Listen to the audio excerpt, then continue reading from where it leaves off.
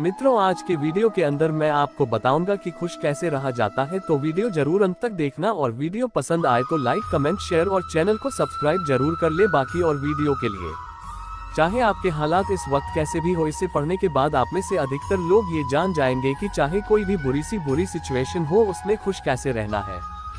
दोस्तों, थोड़ा समय तो लग सकता है इसे पढ़ने के लिए, लेकिन खुशी तो अनमोल है, ये हर कोई चाहता है, तो इतना तो बनता है। तो आज की सबसे बड़ी समस्या ये नहीं है कि मेरे पास पैसा नहीं है, अच्छा रिलेशनशिप नहीं है या जीने का मकसद नहीं है, बल्कि आज की सबसे बड़ी समस्या ये है कि हम सब चीजों को खुशी के ऊपर रखते जाते हैं, यानी हर चीज ठीक ठाक होने के बाद भी हम खुश नहीं हैं।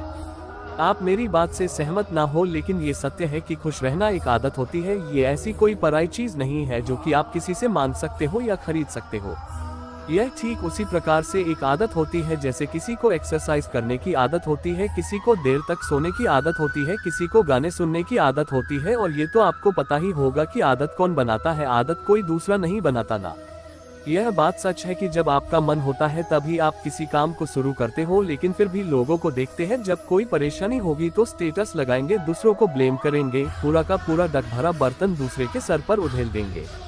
तो जब आपका मन नहीं होगा खुश होने का, जब तक आप नहीं डिसाइड नहीं करेंगे कि हाँ अब मुझे इस वक्त से ही खुश रहना है, तब तक आप किसी से लाख उम्मीद लगा लो, आप दुनिया का सबसे लग्जरी कार खरीद लो या चाहे आप चांद पर पिकनिक मनाने चले जाओ, आप कभी भी खुश नहीं रह पाओगे। और मजे की बात तो देखो, आप तब भी किसी और को ब्लेम करते रहोगे कि तेरी वजह से मैं खुश नहीं हूँ, मेरी जॉब चली गई इसीलिए मैं खुश नहीं हूँ, या मैं एग्जाम में फेल हो गया इसीलिए मैं बहुत दुखी हूँ।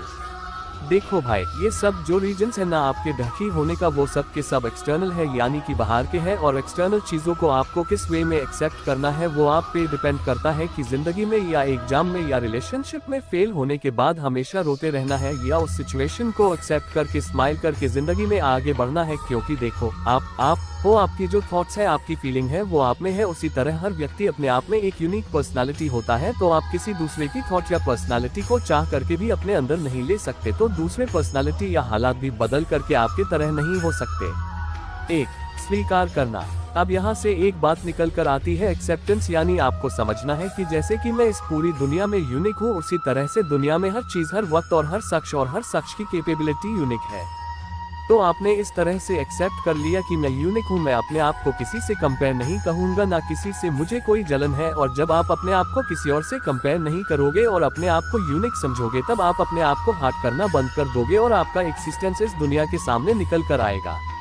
अब आप समझ गए होंगे कि यानी मैं एक्सेप्ट किया कि हाँ आज से मुझे खुश रहना है, फिर आपने एक्सेप्ट किया कि मैं यूनिक हूँ और किसी और को मेरे साथ कंपेयर नहीं कर सकता, और तब आपको समझ आएगा कि मेरा भी कुछ एक्सिस्टेंस है और सेल्फ रिस्पेक्ट है। उसके बाद बात आती है कि जब मैं दुनिया में सबसे यूनिक हूँ तो मेरी प्रॉब्लम्स, मेरी जिंदगी की अचीवमेंट दूसरों के जैसे सेम नहीं हो सकती, यानी कि सब इंसान की अलग अलग प्रॉब्लम्स है।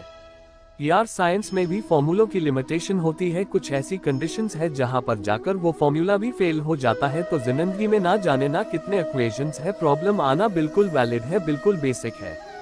2, समय कभी नहीं रुकता। अब आप ये बताओ कि आप किसी यात्रा पर जा रहे हो और आपकी कार पंचर हो गई, तो क्या आप कार को छोड़कर चले जाओगे? नहीं ना, क्योंकि आपको पता है कि अभी ये पंचर है, लेकिन थोड़ी देर में जब मैं इसका पंचर यही किसी आसपास के दुकान से बनवा लूंगा तो गाड़ी ठीक हो जाएगी। यानी कि खराब वक्त आता है और चला जाता है।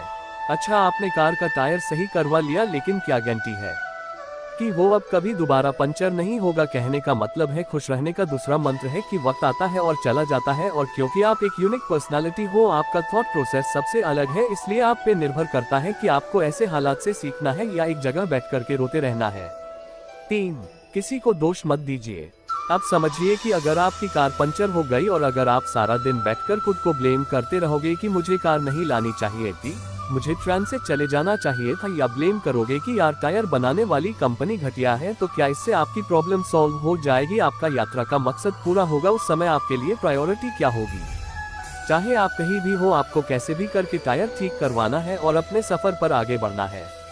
कोई कितना भी बेवकूफ इंसान हो, अगर उसकी गाड़ी पंचर होती है ना, तो सबसे पहले उसका सल्यूशन ढूंढता है। तो यार, ये तो जिंदगी का महान सफर है, तो इसमें आप कैसे खुद पे गिल्टी करके या दूसरों को ब्लेम करके एक जगह पर बैठ सकते हो? क्योंकि आपके साथ जो भी हुआ, आप जिस भी जगह पर आकर अटक गए हो, उसमें कहीं ना कहीं आपका ही डिसीजन था। तो आपको तुरंत कोई सलूशन ढूंढना है, क्योंकि आप जिस मकसद से जिंदगी के सफर पर निकले थे उसको हर हालात में पूरा करना है। इसीलिए बिना सिचुएशन को जस्टिफाई किए, बिना कोई फालतू के एग्जाम्पशन किए कि उसने ऐसा किया होगा, उसने ऐसा कर रहा होगा, वो मेरे साथ ये करना चाहता है, मैं इसी के लायक हूँ, सब मेरी ही गलती है, इन सब को छोड़कर उस सिचुएशन से बाहर आने का सलूशन ढूंढो। क्योंकि कई बार बड़ी बड़ी प्रॉब्लम का सलूशन बहुत आसान होता है। इसीलिए ना खुद पर ब्लेम लगाओ ना दूसरों पर। 4. अपने आप को बदलो। इसके बाद बात करते हैं चौथे पॉइंट की, जो इंसान जानते हुए भी नहीं करना चाहता है, वो है चेंज, एक बदलाव। जब आप ढकी रहते हो तो आपको एक ठोस कदम उठाना है बदलाव के लिए। अगर आपको पता है कि कोई चीज मुझे खुशी कम देती है और डक ज्यादा दे रही है, तो फिर उस चीज पर अटक कर रहना ठीक नहीं है यार, मूर्खता है। जितना जल्दी हो अपने एग्जिस्टेंस को पहचान कर उस सिचुएशन को एक्सेप्ट करके बदलाव की तरफ बढ़ना है। चाहे वो बदलाव आपके स्लीपिंग टाइम में हो, चाहे वो एक्सरसाइज करने के समय में हो, चाहे अपने लाइफस्टाइल में चेंज करने में हो, या फिर अपने जिंदगी में गोल्स को अचीव करने में हो, कुछ भी हो। गोल्स को कैसे अचीव करना है, कैसे मेहनत करना है, इसके लिए आप मोटिवेशन की आग पर आकर सीख सकते हो। 5.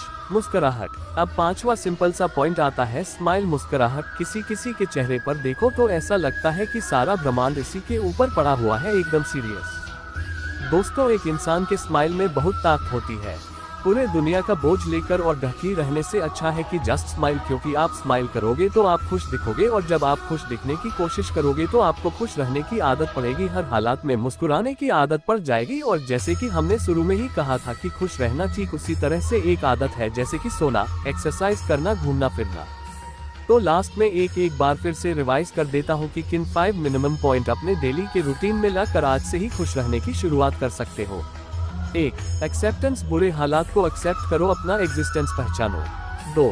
टाइम नेवर स्टॉप्स, अच्छा और बुरा समय एक टायर की तरह है, जब तक टायर घूमता रहेगा सुख दुख आते रहेंगे और जाते रहेंगे। 3. नो गिल्टी, नो पेन, ना खुद को दोष दे और ना ही दूसरों को, क्योंकि जो कुछ भी आपके साथ होता है उसमें कहीं ना कहीं आपका डिसीजन जरूर होता है, इसलिए माफ करना सीखो, खुद को भी और दूसरों को भी। 4. चेंज योरसेल्फ, सबसे जरूरी आज से ही अपने जिंदगी में पॉजिटिव बदलाव लाना शुरू करो, अपने जीने का मकसद पहचानो। 5. स्माइल, 5वां और आखिरी टिप्स की हालात कैसे भी हो, एक स्माइल तो बनता है दोस्त। तो दोस्तों, मुझे उम्मीद है ये पढ़कर आपको कुछ ना कुछ सीखने को जरूर मिला होगा। घुमा फिरा कर बात है खुद के अंदर झांकने की, अंदर ही सलूशन ढूंढने की, इसलिए हमेशा कुछ अच्छा करो, देश में अपना नहीं बल्कि दुनिया में देश का नाम करो। आशा करता हूँ आप लोगों को वीडियो पसंद आया होगा। खुश रहो और दूसरों को भी खुशी दो, क्योंकि जब तक खुशी बांटोगे नहीं तब तक खुशी मिलेगी नहीं। इस संसार को छोड़कर सबको एक दिन जाना है, तो खुश रहो और खुशी से जियो।